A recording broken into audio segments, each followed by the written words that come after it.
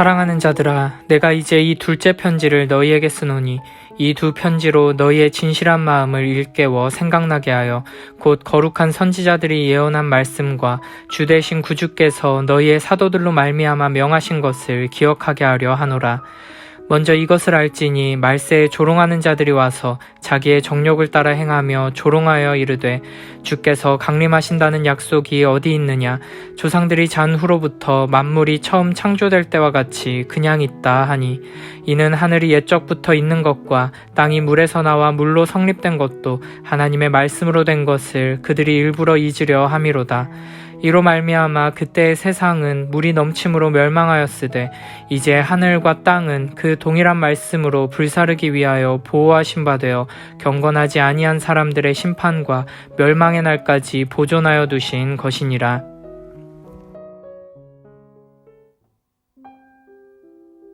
베드로후서 3장은 지금 세상과 장차 오는 세상에 대해 매우 놀랍고 중대한 사실을 전해줍니다. 1절에서는 수신자들을 사랑하는 자들이여 라고 부르면서 우리가 하나님의 부르심과 택하심의 긍휼을 입은 자들임을 드러냅니다.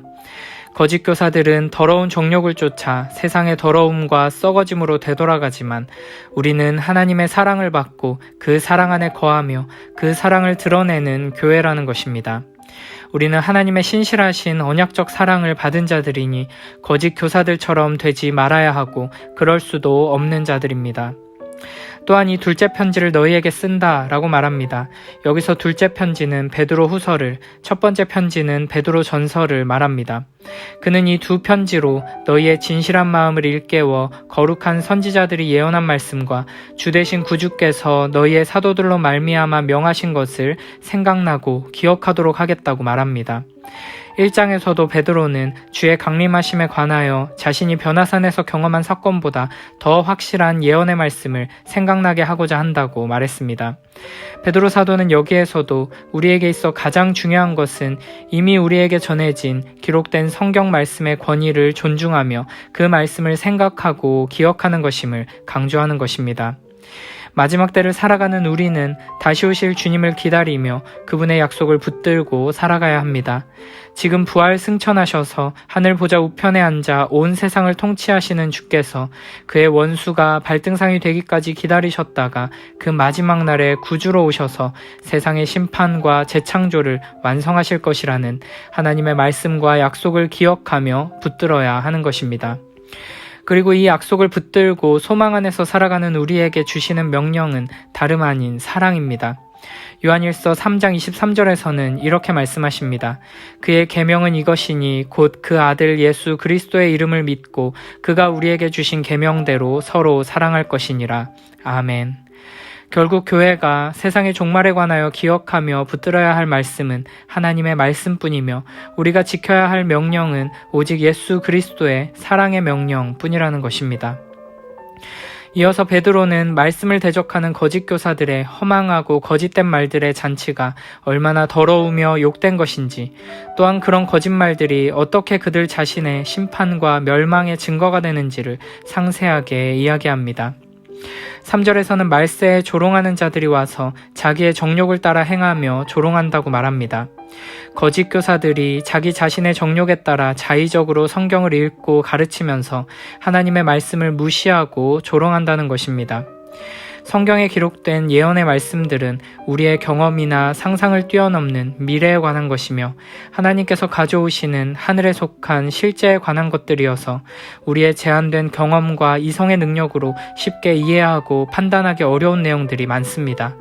그렇기 때문에 내가 빛이고 성경 말씀이 어둠이라는 교만한 태도를 버리고 말씀이 빛이고 내가 어둠이기 때문에 마치 새벽별이 떠오를 때 짙은 어둠이 물러가듯 오직 그 말씀의 빛으로 나를 비추어 주시길 간구하며 겸손히 기다리는 자세로 말씀 앞에 서야 하는 것입니다. 그러나 거짓 교사들은 이런 겸손한 자세, 듣는 자세, 기다리는 자세가 없이 하나님께서 하나님의 말씀을 통해 자신을 드러내 보여주시고 그 말씀의 빛으로 나를 비추시고 해석해 주시기를 바라는 마음이 없이 오히려 반대로 자신의 이성의 능력과 더러운 탐욕으로 하나님의 말씀을 해부하고 이용하고 마음대로 휘두르는 모습을 보이는 것입니다. 이렇게 하나님의 말씀이 맞고 내가 틀렸습니다 라는 자세가 없이 하나님의 말씀을 대하는 것은 하나님을 조롱하는 태도이며 이런 자들은 하나님의 영원한 심판을 받아 멸망에 이르게 될 것입니다. 그러므로 결국 그 사람이 참된 그리스도인인가, 영원한 나라를 향하여 신적 성품에서 성장하는 참된 신자인가를 가르는 기준은 그가 하나님의 말씀을 어떻게 대하는가 하는 태도에 달려있다고 할 수 있습니다.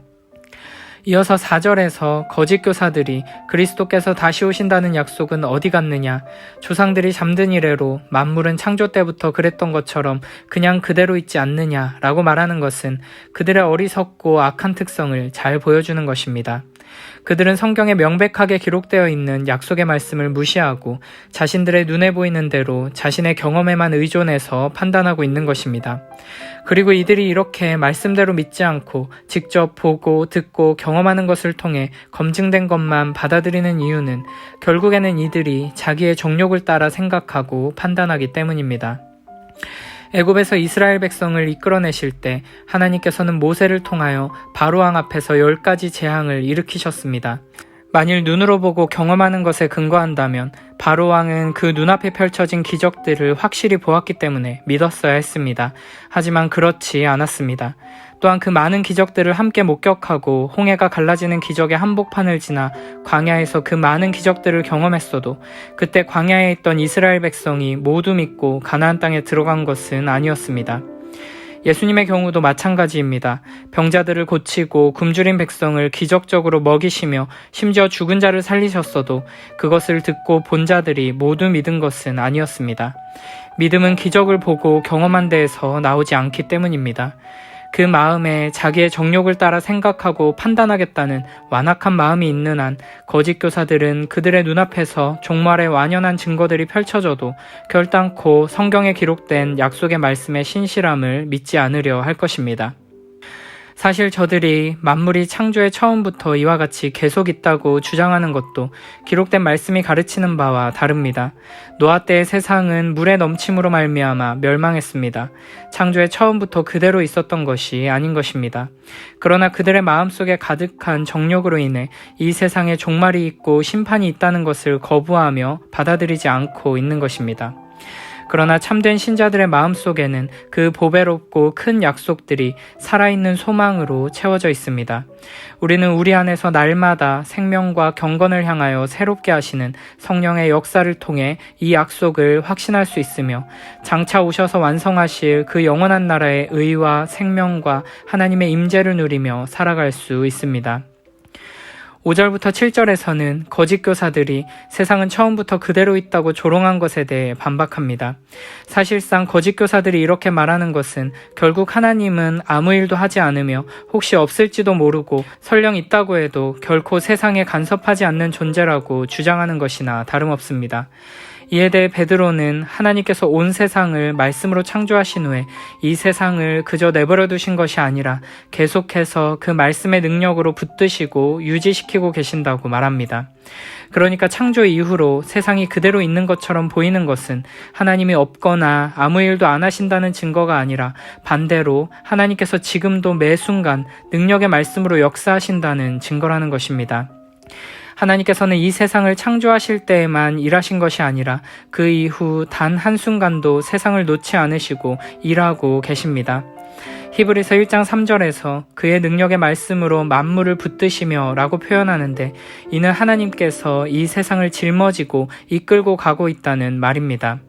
이를 하나님의 섭리라고 하는데 하나님의 섭리의 손길, 섭리의 일하심이 없다면 이 세상은 존재할 수 없고 운행될 수 없다는 것입니다.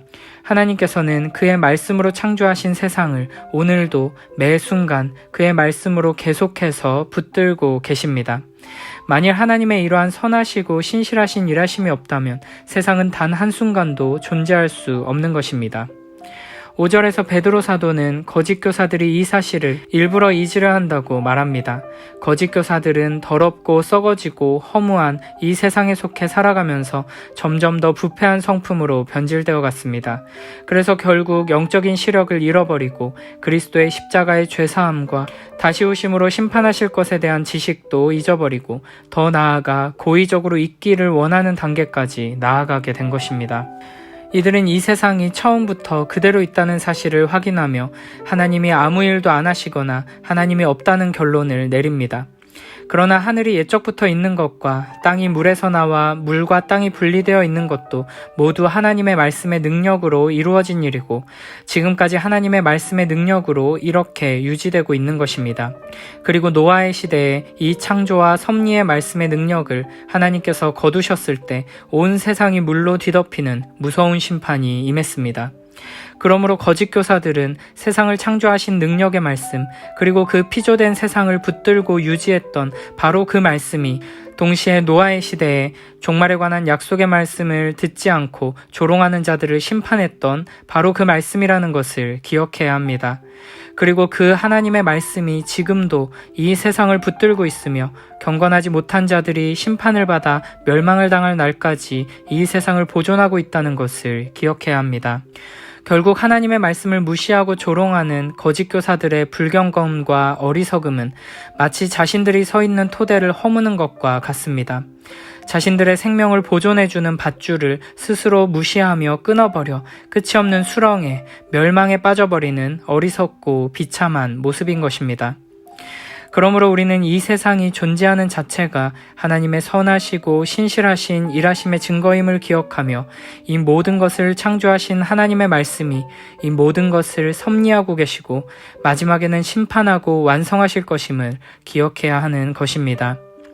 구원의 말씀은 곧 심판의 말씀입니다.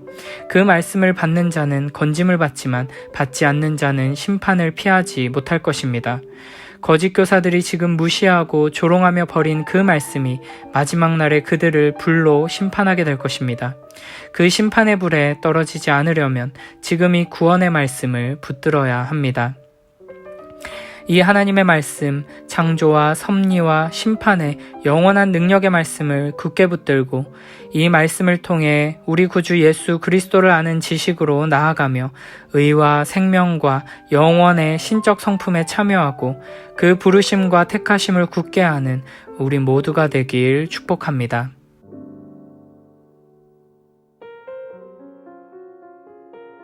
사랑하는 여러분, 나는 여러분에게 이 두 번째 편지를 쓰고 있습니다.